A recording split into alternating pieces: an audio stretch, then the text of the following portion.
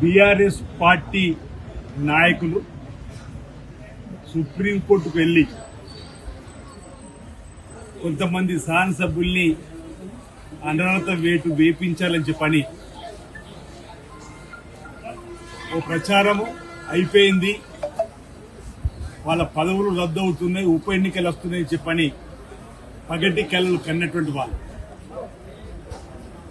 100 ఎలుకలు తిన్న పిల్లి తీర్థయాత్రలకు బయలుదేరినట్టుగా 10 సంవత్సరాలు బీఆర్ఎస్ పార్టీ అధికారం ఉన్నప్పుడు సుమారు 60 మంది వరకు ఈ 10 సంవత్సరాలు ఎమ్మెల్యేలను, ఎమ్మెల్సీలను, ఎంపీలను, జెడ్పీ చైర్మన్లను, అనేక వందల జెడ్పీటీసీలను, ఎంపీటీసీలను చేర్చుకొని ప్రజాస్వామ్యాన్ని కూలి చేసినటువంటి వాళ్ళు, ఏకంగా పార్టీలని మేము శాసనసభలో శాసనమండలిలో విలీనం చేసుకున్నామని గొప్ప చెప్పిన వాళ్ళు, ఆనాడు స్పీకర్కి అధికారం ఉంటుందని చెప్పని డంకా బజాయించి చెప్పినటువంటి బీఆర్ఎస్ పార్టీ వాళ్ళ విధానం నచ్చక వాళ్ళ పార్టీ నుంచి వెళ్లిపోయినటువంటి వారి శాసనసభ్యత్వం రద్దు చేపిస్తామని, వాళ్ళ శాసనసభ్యత్వం రద్దు అయిపోయిన ఉప ఎన్నికలకే మీ సిద్ధమని ఏదైతే ప్రచారాలు చేసినటువంటి వాళ్ళకి ఈరోజు మేము మొదటి చేతున్న మాకు న్యాయస్థానాలంటే గౌరవం ఉంది, న్యాయస్థానాలు గౌరవిస్తూ ముందుకు పోతామని ఇది సుప్రీంకోర్టు తీర్పు కూడా శాసనసభ్యులకు సంబంధించినటువంటి ఇప్పుడే వార్తలు వింటున్నాం. 3 మాసాల్లో స్పీకర్ గారు ఈ అంశాన్ని తేల్చండి అని చెప్పని తీర్పు వచ్చినట్టు, వాళ్ళేమో ఈ శాసనసభ్యత్వాలు రద్దు చేయమని మేము వెళ్ళినా రద్దు అవుతుందని చెప్పని దుష్ప్రచారం చేసి సుప్రీంకోర్టు ఈరోజు ఏమి అభిప్రాయపడ్డది, ఇది స్పీకర్ గారి పరిధిలో ఉంటుంది, 3 మాసాల్లో తేల్చమని చెప్పాలి. సరే, సుప్రీంకోర్టు ఇచ్చిన ఆదేశాలను మా సూచన, సలహా, సజెషన్ ఏదైతే ఉందో తీర్పు మా శాసనసభకు సంబంధించిన స్పీకర్ గడ్డం ప్రసాద్ కుమార్ గారు నిర్ణయం తీసుకుంటారని చెప్పండి భావన వ్యక్తం చేస్తున్నారు. ఇక్కడ నేను ఏం చెప్పదలుచుకున్నా అంటే, ఆ రోజు స్పీకర్ గారికి విశేష అధికారులు ఉన్నాయని చెప్పని మీరు ఏదైతే 60 మందిని తీసుకున్నప్పుడు నిర్ణయం ఏ విధంగా జరిగిందో ఇప్పుడు కూడా స్పీకర్ గారి విచక్షణ అధికారానికి, స్పీకర్ గారి నిర్ణయానికి వదిలేద్దామంటే ఈరోజు నానా రకాలుగా యాగి చేసినటువంటి బీఆర్ఎస్ పార్టీ ఏమంటారు, మళ్ళీ ఎక్కడికి వచ్చింది బాల్, స్పీకర్ గారి అధికారాన్ని ప్రకారమే జరగాలని చెప్పండి సుప్రీంకోర్టు కూడా అభిప్రాయపడ్డది. కాబట్టి ఈరోజు మేము మొదటి నుంచి చెప్పింది నిజమైందనే మాట చెప్పడం కోసం ఈ సందర్భంగా ప్రయత్నం చేస్తాం. ఈరోజు ఈర్ష్యాభావంతో ఇక్కడ కేటీఆర్ కానీ, అటు హరీష్ రావు కానీ, అటు కవిత గారు కానీ రకరకాల యాగి రోజు ఈ ప్రభుత్వం వచ్చిన 3 రోజుల నుంచి ప్రభుత్వం పడిపోతుంది, కూలిపోతుంది, కాలిపోతుంది, ఇంకెక్కడి ప్రభుత్వం అన్నారు.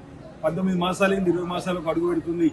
ఐక్యంగా కాంగ్రెస్ ప్రభుత్వం, ఇందిరమ్మ ప్రభుత్వం, రేవంత్ రెడ్డి గారి నాయకత్వం ముందుకు పోతుంటే ఈరోజు కావాలని చేసే దుష్ప్రచారం తప్ప మరొకటి కాదన్నమాట.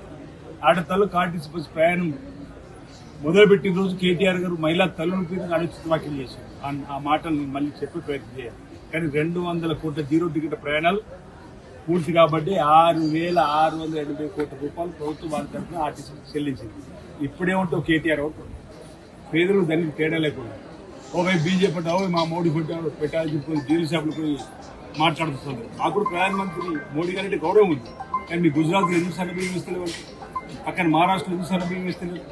ఈరోజు మీరు ఎంపీగా గెలిచినటువంటి కాశీ ఉత్తరప్రదేశ్లో ఎందుకు ఉత్తరప్రదేశ్లో ఇస్తలేదు సన్నబియ్యం? ఎక్కడ సన్నబియ్యాలు? కేవలం రేవంత్ రెడ్డి గారు ఆలోచన, తూకుమరెడ్డి రెడ్డి గారు ఆలోచన. ఈరోజు ఈ విధంగా అంటే ఖర్చు వేసుకోవడం, ఏ కార్యక్రమం చేసి బాధ అని చెప్పి ఇంకా ప్రజలు మీ మాటలు నమ్మరు. బీజేపీ, బీఆర్ఎస్ 2 10 తెలంగాణ ఏ విధంగా వెనక్కి నెట్టివేసింది అనేది నిధులు, నీళ్లు, నియామకాలు వెనుకలకు వచ్చి ఉద్యోగాలు ఇవ్వని సందర్భం ఇదైతే దేశంలో ఏ రాష్ట్రంలో మొదటి సంవత్సరం 60,000 ఉద్యోగాలు ఇచ్చిన చరిత్ర లేదు. నిరుద్యోగులకు 60,000 ఉద్యోగాలు ఇచ్చిన చరిత్ర లేదు అంటున్నారు. ఈరోజు ఈ ప్రభుత్వం పేదల ప్రభుత్వం, ఇందిరమ్మ ప్రభుత్వం, ప్రజలను అభివృద్ధిలోకి తీసుకుపోయేటువంటి ప్రభుత్వం.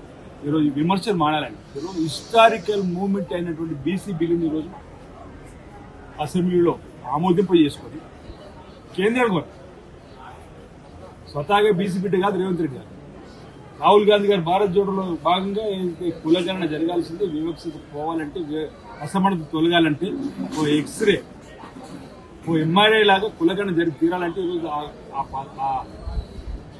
రాహుల్ గాంధీ గారు ఆదేశాన్ని అందుకోవాలి. రేవంత్ రెడ్డి గారు స్వతహా బీజేపీ కాకుండా కులగణన జరిపితే ఉన్న ప్రభాకర్ గారు అసెంబ్లీలో బీసీపీని ప్రవేశపెట్టింది. నేను ఒక బీసీ బిడ్డగా ఆ బీసీపీని బలపరిచింది. ఇది నా జీవితంలో మరుపురాని ఘటన నుంచి పాల్గొనలేదు. అలాంటి బీసీ బిల్లు ఈరోజు మేము ఆమోదం రాజకీయమే కాదు ఉద్యోగ విద్యలో కూడా ఇవ్వాలని చెప్పి ఒక నిర్ణయం తీసుకున్నాం. అరే బిల్లు పెండింగ్లో ఉంటుంది ఏడా ఢిల్లీలో అసెంబ్లీ పార్లమెంట్ నడుస్తుంది. ఆ షెడ్యూల్ 9లో రాజ్యసభలో ఏర్పాటు చెప్పంటున్నాం.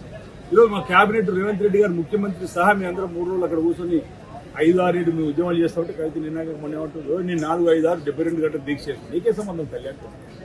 నిజంగా నీకు మా బీసీ అంత ప్రేమే ఉంటే మీ తండ్రి కేసీఆర్ గారు ప్రతిపక్ష తీసుకుని వచ్చి ఢిల్లీ అరే మా చిత్తశుద్ధి నిరూపించుకున్నాం.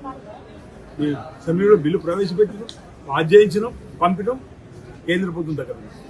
2018 షెడ్యూల్ 2018 పంచాయతీ చట్టాన్ని మార్చి ఆర్డినెన్స్ తీసుకుని వచ్చినాం. గవర్నర్ గారి దగ్గర పెళ్లి కూడా మార్పు ఢిల్లీకి పంపినట్టు. ఈ రెండు అక్కడ ఉన్నప్పుడు అక్కడ కొట్టాలి కానీ ఇక్కడ హైదరాబాద్ లేని రాజకీయం అంటే డైవర్షన్ పాలిటిక్స్ డ్రామాలు షురు. అరే మీ కుటుంబంలో గొడవ మా మీదే తీసుకొస్తాం.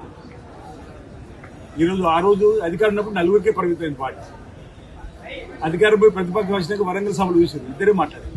ఇప్పుడు ఇద్దరికే పరిమితం అయిపోయింది. ఫోటోలు కూడా ఇద్దరే బ్యానర్ మీద చూసారు. అదే మా కాంగ్రెస్ పార్టీ సామాజిక న్యాయం ఉంటుంది. ఎస్సీ మాట్లాడతారు, ఎస్టీ మాట్లాడతారు, బీసీ మాట్లాడతారు, మైనార్టీ మాట్లాడతారు, సామాజిక కులాల వారీగా అందరినీ మాట్లాడించి అన్ని వర్గాలు కలుపుకొని పోతారు. కానీ వరంగల్ సభలో ఎవరు మాట్లాడారు? ఇద్దరే ఇద్దరు.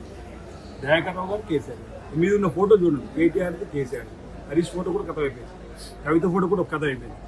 ఆ రోజు 4 నడిపారు అధికారంలో. ప్రతిపక్ష కక్షకి ఇద్దరికి వచ్చారు. ప్రతిపక్ష పాత్ర కూడా ఈరోజు సరిగ్గా పోషించలేకపోతుంది కేసీఆర్ గారిని అందరూ చూస్తున్నారు. ఈరోజు ఎస్సీ వర్గీకరణ కూడా చేసినటువంటి సందర్భంలో అసెంబ్లీలో మాట్లాడేది మాట.